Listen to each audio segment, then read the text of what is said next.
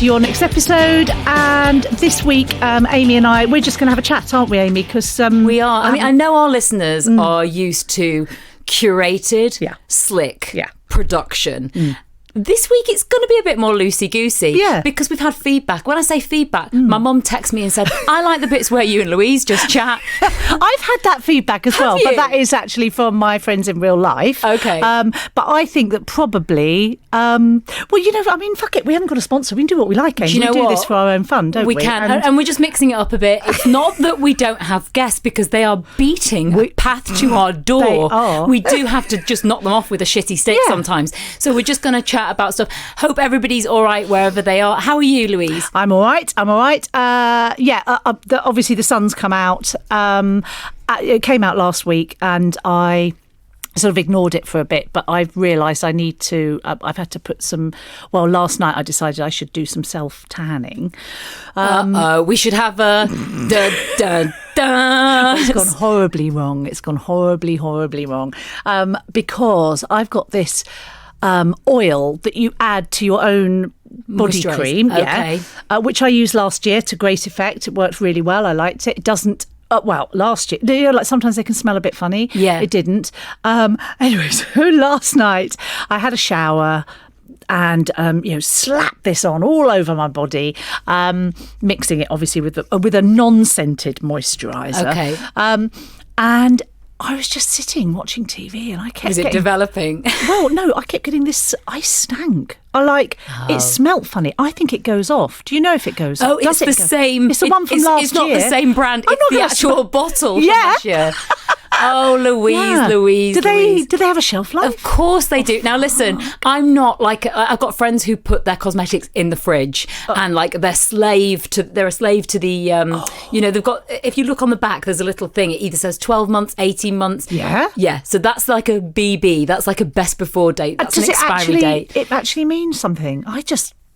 I've never ever done that. I've got... To your cost, young lady. So last night... Happened? I was just sitting there and I kept getting a sort of a whiff. It wasn't like... But do you know what it smelled like? I kept thinking, what does that smell? So it smelled like... Because first of all, I thought it was the oven giving off a funny smell and I was in the kitchen.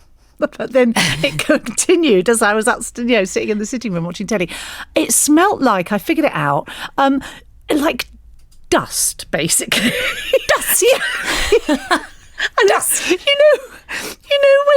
do you ever get that, when you put on the radiators in the winter for the first time since the summer, and there's old dust sitting on those radiators and it heats up and you get that smell? That's what I smelled like. I fucking stank. So that's disgusting. That's your first. So the first sense to be is the sense of smell, and then have we got streaking going on? Oh, good God! Is there? Yes. I mean, I can't tell. I'm looking at your fingers. Let me see. No, because I scrub my hands really well. I'm always, because I'm very slapdash about it. I know you're supposed to put gloves on.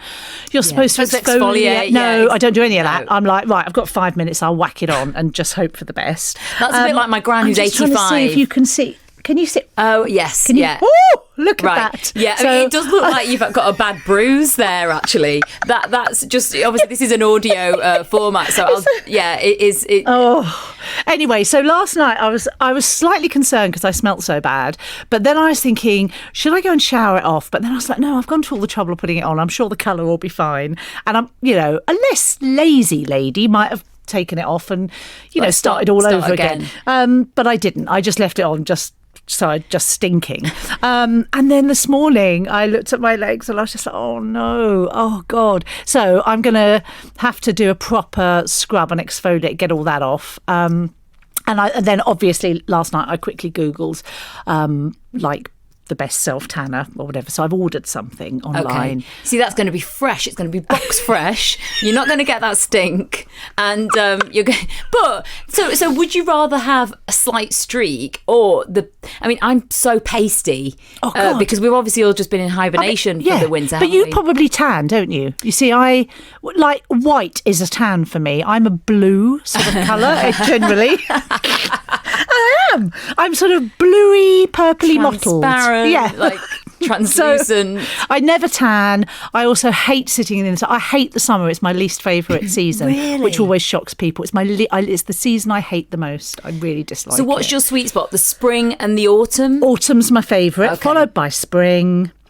followed by winter, followed by summer. Yeah. Okay, so when it's like hot and everyone's sweating, you want to be in the shade. I can't bear it because I've got sort of mottly, and I'm, just having to get limbs out for me is problematic. I like to just wear boots and tights and layers and not like have to show my skin really. But yeah, I mean, I think that now that we're taking the layers off. Now, I made the rookie error last week of going out with a summer dress on and realising, gone too early. Yeah. Gone too early. God, that's way My too early. legs were freezing and I just got in a very bad mood. We went to the shoe shop to get the kids fitted for school shoes, and I don't know if anyone else is feeling this. I feel like I've forgotten how to just have conversations with people. It's one thing seeing people. Obviously, we live in a town, right? Everyone kind of knows everyone. So it's like, hi, from across the road. Hi, how are you? You all right? Yeah. Oh, it's nice, nice to be back out. But when you're,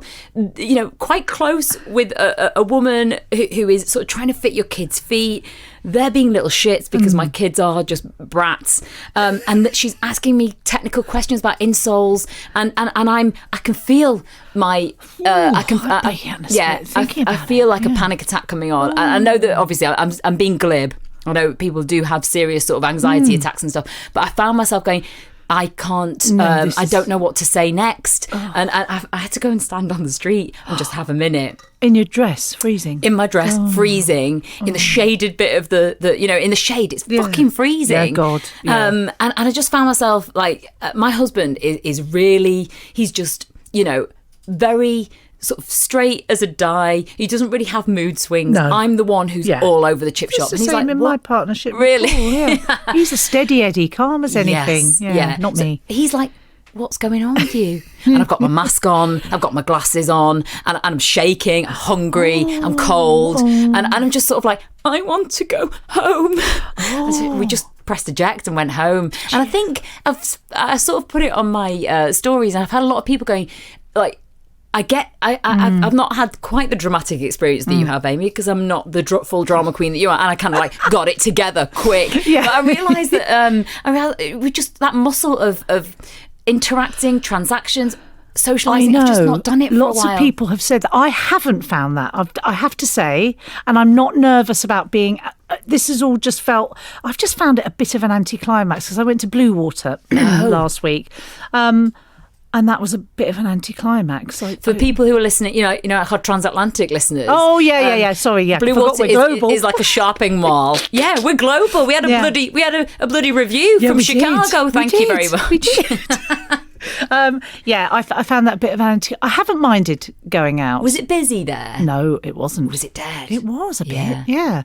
But yeah, the dress, that's ridiculous, Aimee, because last week I also, like, on my Instagram grid, I'd put a thing about, there were lots of things worrying me last week. I had a bit of a midlifey, and some of them were very serious, but one of them that was bothering me the most was that I've heard that skinny jeans aren't fashionable anymore, and that's my I did see that jeans crisis was trending. And that was all because of you. You've struck a chord because everyone's like, don't stress me out about it. I know. But then at the weekend, I was like, okay, because I've got some nice cropped flary jeans that I thought, I'll wear those. But it was far too cold for any air. I couldn't have wind whipping up my legs, up your pasty legs. No. And I hadn't done the self-tan by then either.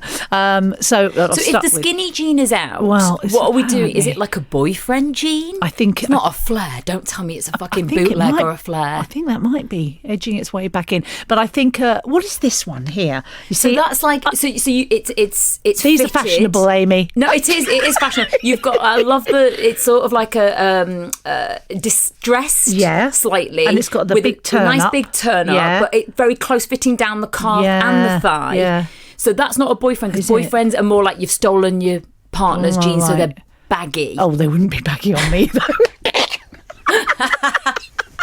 What's your boyfriend turned? Your boyfriend jeans. I need a much fatter boyfriend. I need a fat boyfriend. That's what I need. More than anything. There we go. That's something else to worry about now. I can't wait. I don't know if I could wear a boyfriend. Anyway, I don't know what the answer is. What do you do? Do you go online and order like 10 pairs of jeans, they all come and you try them on in your bedroom, have a cry, lie on the bed, try and do up the zips and then send it all back? Or how do you... I would, but at the moment, I'm just on the brink of losing about 3 stone literally any minute. So I'm not buying anything for a couple of weeks. So you've planned that, so you can't really do anything before that happens. That's happening. That's definitely happening. So I'm going to be probably 4 sizes smaller by, I don't know, end of May. Yeah. So, I'm not going to buy any clothes yet. I'll worry about that once I'm really, really slim. Do you know, it's interesting, isn't it? It's that thing, in lockdown, people have learnt languages, they've learnt how to cook, or they've got really, really fit.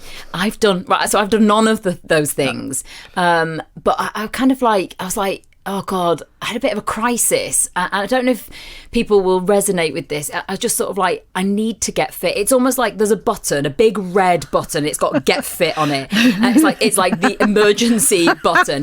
Around it are sort of a series, a network of boxes, cages that are all locked with padlocks and codes. And I have to take each one off individually and then hit the button, which is panic stations. Let's go and buy some new trainers, not the ones that you've had for 15 years. Let's do something about this. So in terms of where I am with I've taken away maybe 2 or 3 of those.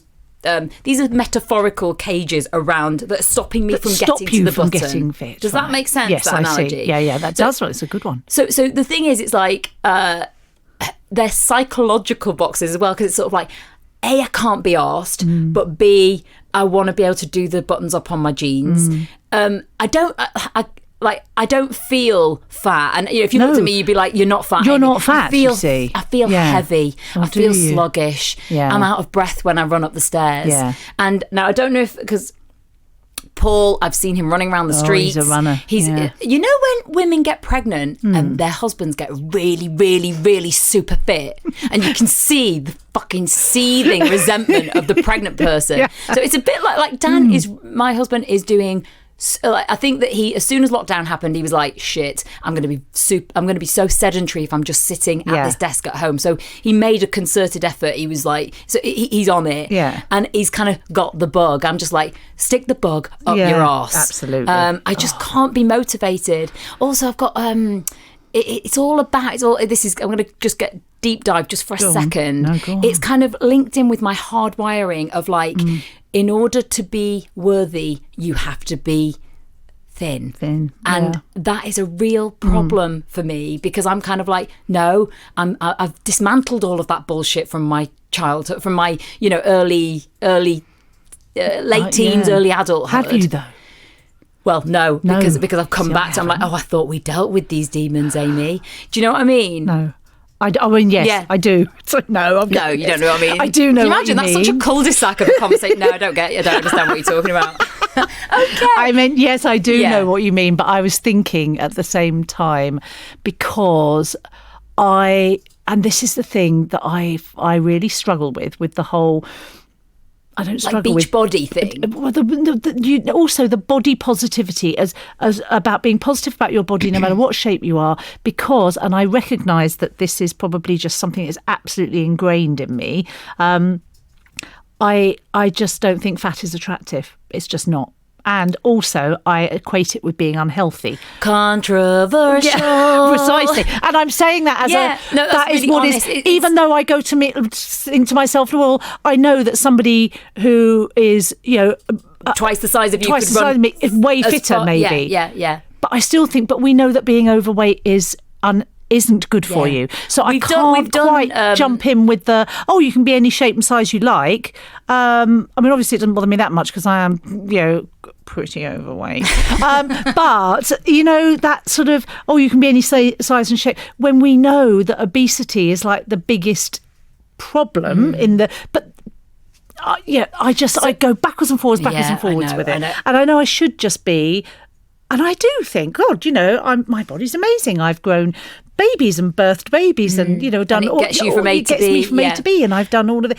But that's no consolation when you're trying to put a dress, like you're trying to put something over your body. I just want to be able to wear a maxi dress as well, and I can't because I look, Paul, don't I look massive in a maxi dress? Oh, well, he's not listening. He knows better. No, he doesn't. He's busied himself. He will just say to me, "You look like you're wearing a massive tent, Louise. You look like a marquee in that." That is very fashion at the moment. Just big tent dresses. But not if you are a big woman. Like, you can wear you've got to be rake thin, I think, to wear the long, big, flowy dresses. You can't have that and the bulk. I mean, of course, you can wear what you like. Yeah, I'm going back to. Of course. God, you can. I'm going to get slated, aren't I? But it is. I know that I've just started looking, on COS. Do you know COS, and just on those sort of. Let's just see if there's any. I'm going to freshen up my summer wardrobe, and it is sort of like, where are the plus size models? I know. Where, we've talked about this, haven't we? We've done episodes. We've done episodes. Yeah. You'd think they'd have done something about it. Yes, you thought so. We've covered it. But do you know what? I think it does just, like all these fucking things, it comes down to you personally. What motivates you to pull your trainers on, to get your heart rate up, to go and have a swim, go to the gym, like to do something. What is it? Is it? Does it make you feel good doing that? It doesn't make me feel good doing that. I hate every minute of it. I don't like it, no. I like... so I've been back to going to yoga each day, and because that is, and I just think for women in their 50s is so important because it's that flexibility, it's that and range moving of everything movement around. Yeah. And I really noticed because literally from the lockdown, I lose track of all the different. I don't know which number it was, but the one that happened the first one, in the middle one, December. Right? Okay, yeah. Since then, I have done nothing. I haven't moved my body. I haven't moved my body until last week when the gym opened again, and then I was like, right, I'm paying for this. I've got to go.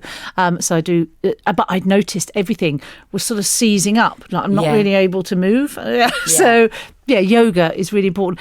I don't enjoy it. Just to say that you're like a namaste bullshit. You don't. No. So I think I was speaking to my sister-in-law about this. She was like, I can't stand all the bloody meditation stuff. No. And I was like, you can do yoga, but not call it yoga. I mean, you've got to remember, yoga has kind of been whitewashed, hasn't it? Yes, it has. It's been colonised. Surprise, surprise. Yeah. White women found yoga. And when you think of a yoga teacher, you don't. You think of a sort of white middle class lady from Tunbridge Wells. Yeah. And we all know them, we all love them, it's no shade, but it's just sort of like remembering that all that was about originally on a beach in India somewhere back in the 1600s. It was just stretching. It was just stretching. That's all it was. I can't do the so when the lady at the end of the session, she, we have to like put our hands together, and she says namaste. I sort of do that, and I just fake it. I just go, and then I sort of go like that. I make a sort of muttery sound with my fingers just slightly like. You might as well just cross your fingers and put them behind your back. Yeah. So I go like that, and then I'm like head up, and I go, thank you. Just switch right back in. And then I'm like, what do you want me to do in the mat? Let's quickly move on from that very, very, very awkward moment, because it's like, it makes my toes curl, my butt clench, everything. I can't bear it. So that is somebody like so if Louise can do yoga, if you're a bit sort of cynical about you just have to mumble at the back and go, like that. If you don't want to say namaste, I don't. I just can't. I can't. It's making me go red now thinking about it. So the other thing I wanted to talk to you about was the funeral. Oh right, go on then, because I didn't watch all of the funeral. Okay.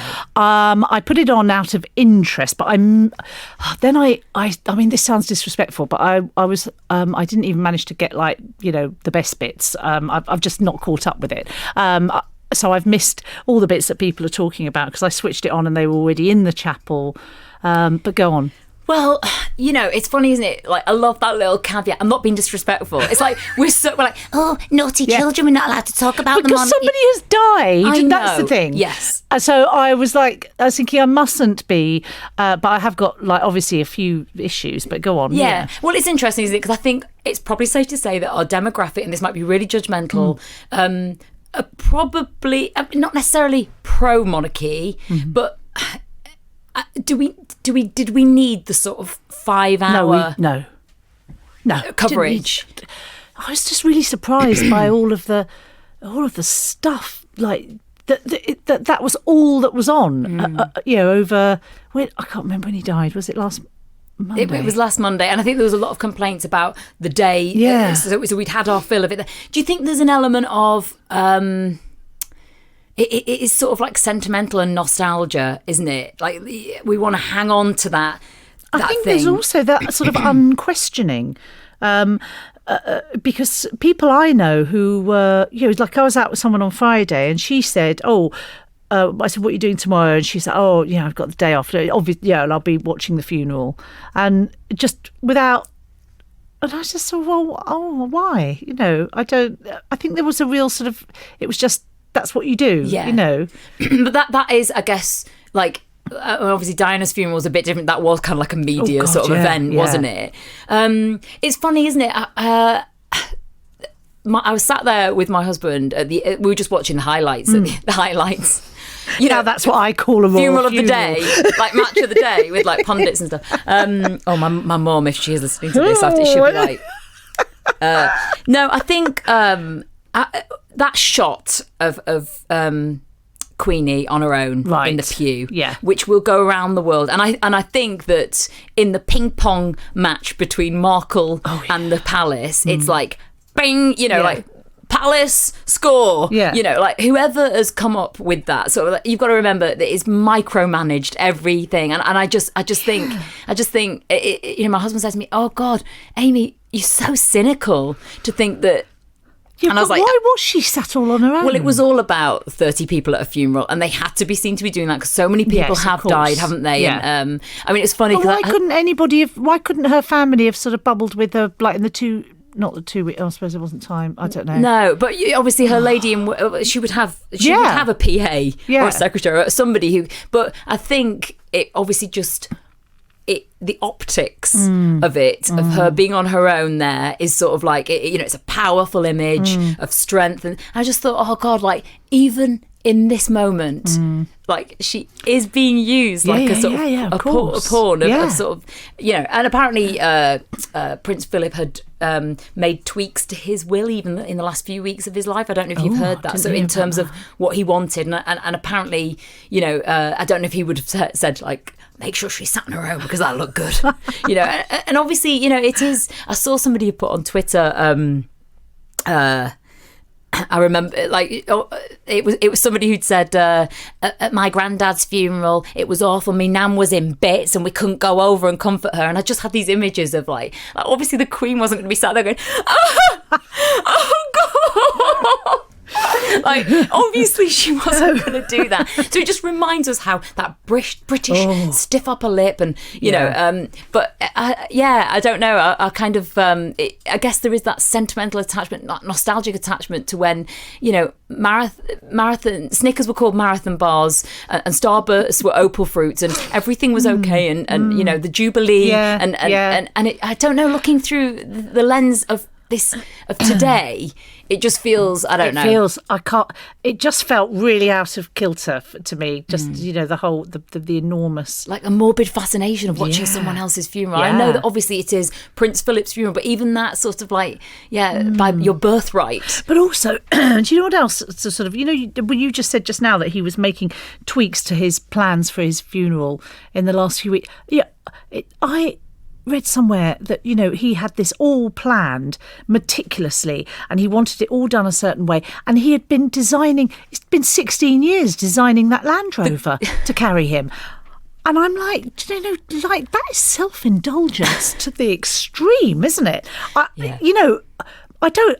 That, like, people it's been a passion project. His death has been his passion project for the last sort of 16 years. Growing the plants in a certain way, and And then, so there were a couple of things. So that was like people saying it as if it was a really good thing. I was like, I don't like that. Just sounds like self-indulgence. Well, the Sunday Times nothing better to do with your time. Well, they don't. No, because someone is wiping their arses, and on Saturday morning before the funeral, when the news was on, of course, all they were doing was talking to. Well, it's a warm-up. People, leader. The warm-up, cheerleaders and Beyonce did a little bit at halftime. And they had some bloke who was something in the military, had obviously been been involved with Prince Phillip quite a bit, and he was like a massive fan of Prince Phillip. You could tell, and he was like, oh yes, fantastic man, and he was like almost sort of deep throating the Union Jack while he was saying this, because he was so in love with the royal family. But anyway, and he was talking about Prince Philip and saying he was an absolute stickler for, he wanted this done a certain way, and he was an absolute stickler for everything being done properly, and and then he said, and he was really, really funny because often it was really funny because he would whenever we an event or an occasion or whatever, he said he would always be looking to find what we'd done wrong or hadn't quite got right. And I was just like, well, that's a narcissist. That's not, yeah. And I was like, that's not a cute. That sounds like a nightmare funny boss to work for. That's just nasty and bullying, and like that's not a cute, funny character trait. Yeah. It was so funny because he took my pants down and whipped my bare ass, and I really deserved it. And oh God, I mean, again, if anybody, no, we don't have to apologise, Aimee. No, we waited till after the funeral. Yeah, we've gone past the 8 days of the collective mourning that we were. And also, all doing. It's interesting, isn't it? Because no anecdote, it seems, can be told about him without running into some sort of problematic area. Yeah. Like the Sunday Times. Have you seen that? Yes. We quite like the slitty eye comments. It's like, fucking hell. Like this. No, absolutely. These are the people at those barbecues that you're going to see, where those people who are like, are we allies now? Are we calling out the misogynist, ableist, racist, problematic stuff? We're not laughing at that anymore. No. And it's interesting, isn't it? I've seen a lot of I've diversified my feed massively in terms of social media over the last few years to see this from those people whose ancestors the whole empire was built upon, but still they have this tie to that, and that nostalgic and you see the younger generations going like, I mean, not that I'm like we're young and hip, aren't we, Louise? We are. But it is just sort of like at least question those. You don't just we're just literally being breastfed this stuff all of our lives, and now you're questioning it, and it's the same again. Like, not getting too deep on stuff, but the whole police thing, and just institutions, and you're just blindly led to believe that it's the same experience for everyone, and it isn't. No. Hello, this is comedian Rich Wilson, host of Insane in the Membrane. I have a spin-off podcast talking to amazing women like Desiree Birch. A guy gave me his car. He was just like, no, you take it, because he was super drunk. He's like, I don't even need it. Take it. I don't even care. Whatever. I'm gonna see you tomorrow anyway. We're gonna get married. Gave me his fucking car. I'm looking at this fool in the rearview mirror like, did he just give me his car? The fantastic Sophie Willard. If you've got like producers who are talking about diversity and going, we need to get this, and treating people in that tokenistic way, then you'll only ever get tokenism. You've got someone from Eton going, I need to find a black man from Brixton. It's just crazy, isn't it? The wonderful Jess Fosterque. I have an uncle who said, oh God, we've already got one of those in the family. Because his brother's gay. It's disowned brother's gay. Yeah, it's madness. So that's Insane in the Fembrain, available everywhere. Have you been brave enough to book any holidays? Yeah, oh God, we booked it. Like, we are... Are you not just rolling? Is your money just not in a cycle of being refunded? Booked, refunded, deposit, refunded. I'm on a fourth attempt at a holiday that is now booked. So my friend's 50th was last year. Okay. And we've booked on 3 occasions. Like, we had the weekend away planned last April, canned, again, and then again. So, and now we're on the 4th booking, which we have now got for April 2022. So she's going to be 52 by the time. Just make it a 60th. Yes. So, but also we've got a holiday, but we booked a holiday in January, but we know we can cancel the whole thing. And I just don't know whether we will or not. I don't know. Well, look, we're going with 2 other families, so... So you'll be fully vaccinated. Yeah, but we've got kids that won't be. Right. And what worries me is that they will have to take a test 2 days before. And if one of those comes back positive, you've lost the whole holiday. Yeah. I'd rather not take that risk and not have that stress and just go, let's just bump it forward to next year. Right. I think. What about you? Have you got a holiday? So it's interesting, isn't it? So we've had a conversation about this app that's come out called Clubhouse. Oh yeah. Now I don't know if anybody will have heard of this. I keep seeing you popping up on it, and this morning you popped up, and I tried to dive in quickly, but you'd gone by the time I got there. Yeah. So just to fill everyone in, I mean, this is an app that has been going in the States for about a year. It's almost like, imagine Instagram, but like, they've not figured it out yet. So they've not quite figured it out how it's working. So it's an app that is purely audio. Yeah. Think podcast, think a telephone call. There's no video function on it. There's no messaging function on it. There's no posting function on it. No. You just go into what they're calling rooms, which are just different conversations. You can either be as an audience, so you're not able to speak, or you're brought up onto what they call the stage, which is just the bit of the room where you then have the function to unmute and speak. So it's great for networking. It's great for networking is such a wanky phrase, isn't it? Look at me just trotting it off. I've been on there for comedy purposes because there are some absolute beauties of like these just you know, like, I'm a manifestation. I'm a manifester. So what I do is I get people to take their business to the next level by manifesting. So I've seen those on there. Yeah. So there's a lot of that. There's a lot of join our session now for Bitcoin. We can get your Bitcoin to double of what it should be. I mean, I don't even know what fucking Bitcoin is, but I'm going into these rooms as an audience and literally just absorbing all this material because it is sort of like it's quite funny.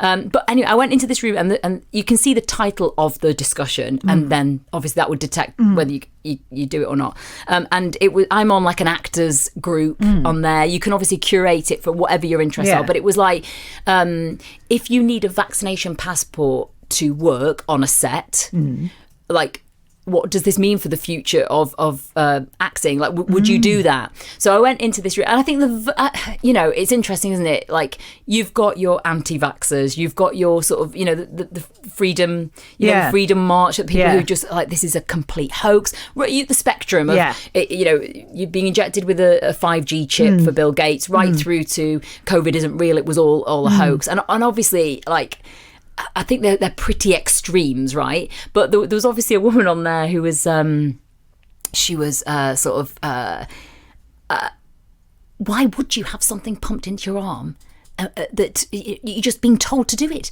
It was becoming like a sort of, like a Hunger Games thing, where you're vaccinated and you've got a passport so you can do stuff, or you don't want the vaccination so you don't have a passport so you can't do stuff. And it's sort of like, so she obviously she's there in the sort of conspiracy theory arena, I would say. Has she got any evidence to back that up?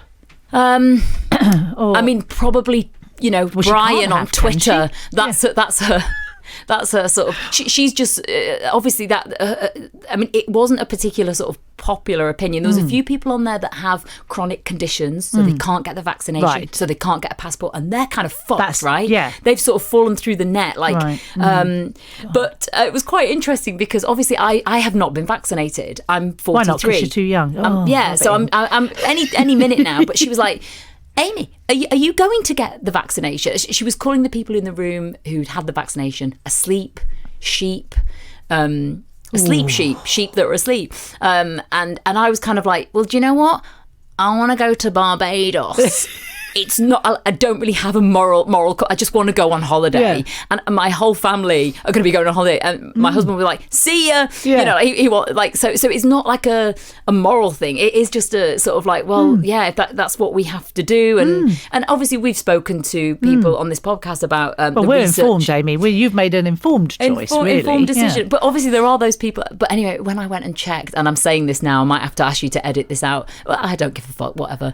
I checked. So in this app, you don't have a chance to put pictures on. You've just got your avatar. Got their little but you've got a link. Haven't they? You've got a link to your thing. So when I've gone into the link, the amount of Botox and fillers and silicone and facelifts, like so like, you don't mind a needle, you don't mind having shit pumped into you, like the lips and the cheeks and the bum implants, and I'm just like, she is just a thick shit. That's like, what she is. Like, what are you scared? Like, is the vaccine going to melt the work that you've had done? Like, what the fuck? Like, you would have a scalpel taken to your fucking face. I don't know why I'm whispering. No, you don't have to whisper.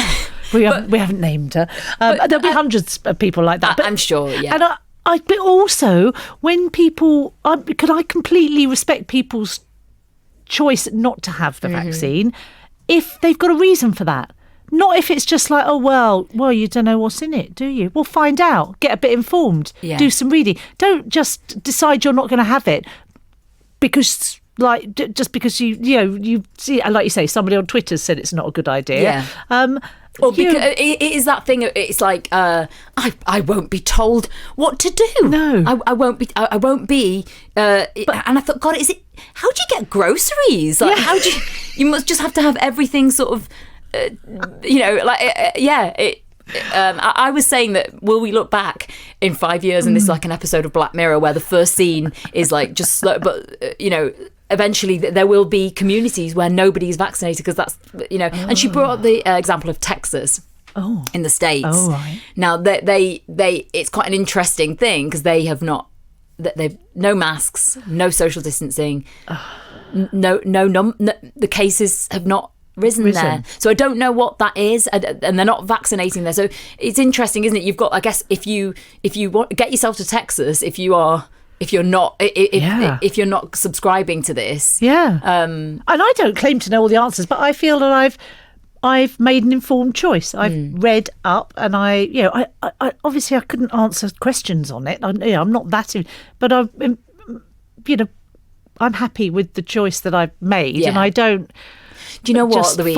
I just took so many E's and speed and acid. What, the weekend? And Coke. No, like in the 1990s, I'm kind of like, pump it in, baby. I do so many other things, I think, to my body on a regular basis that's so bad for it, I'm sure. Like cheese? Like, soft French cheese. That I just, Grappa. But also, I think it's, I don't have an issue with people thinking differently, but not if they're just going, well, we don't know anything about it, and we do. So read up about it. Yeah. Stop being a moron.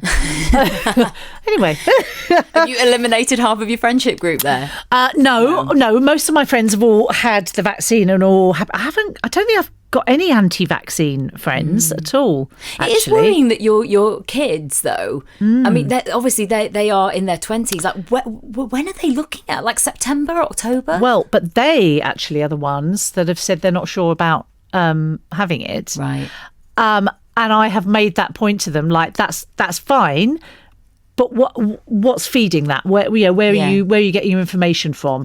And it came up that obviously got to read into it a bit before, because they know it's not coming for a while. Yeah. So they're like, they can wait for like the 80-year-olds who start growing growing a third leg or something. As we always say, we're not experts on any subject at all. We're not, but we just talk the talk quite well, I think. Obviously, it's, if people are listening and thinking, the majority of our listenership have probably already had the vaccine, haven't they? Yeah. Probably, yes, they probably have. Yeah. You're right. Yeah. So there we go. We've got some guests coming up. Yes. But this week, we chose not to, didn't we? Yeah, we did. And do you know what? Message. It's not like we're difficult to find. No, Jesus. Let's plug our Instagrams. Come on, because we both want the swipe up facility. Don't we? Please, for fuck's sake, follow us on Instagram. Like, even if you follow us and then mute us, like, you can do that if you want. I did, because I just want the 10,000 so they'll get the swipe up facility. Do you know what? It is all she wants. It's all I want, and then my life will be, complete. I mean, if you've not joined Instagram yet, maybe today's the day. Yeah, guys. Maybe if you haven't joined Instagram yet, you are a Luddite. You need to join it, and you need to. Shall I go first, Aimee? Yeah, go on then. Okay. I couldn't even remember what my name was. At Louise Daniels Official. So, it's like a real rock star version I put on there tonight. No, it's not the. No, it's not the. At Louise Daniels Official.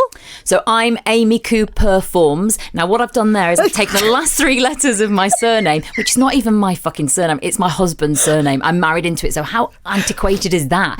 Anyway, that's the first 3 letters of Performs, which is what I do. Like a little one-trick pony I am. Aimee Cooper Performs. We'll put all the links anyway. It's not Aimee Cooper Performs. It's Aimee Cooper Performs. Look, I'm going to put the links in the show notes. This is why Go to the fucking show notes. Look it up. There's a link that you can actually just click straight there. You haven't even got to look around for us. Just click on it. You'll go straight to us. The reason that I was mentioning that is so that's a good way to get in touch with us. We're very responsive. If there's something you want us to talk about, if you've got any issues with anything that we've said, get in touch. I mean, at this point, we even don't mind being trolled. No, okay, that's I don't mind. That's really where we are. Mind. Any attention at all, that's what But no, if you've got anything that you would like us to talk about, we may do this sort of sporadically. Again, the guests are beating a door, beating a path to our door, or maybe any suggestions of who you'd like us to speak to, and we'll think about it. We're not just going to do it. No, we're in charge. It's our podcast. We're quite selective. Have a great week. Lovely to chat to you. Bye. Bye. A podcast from producerpaul.co.uk.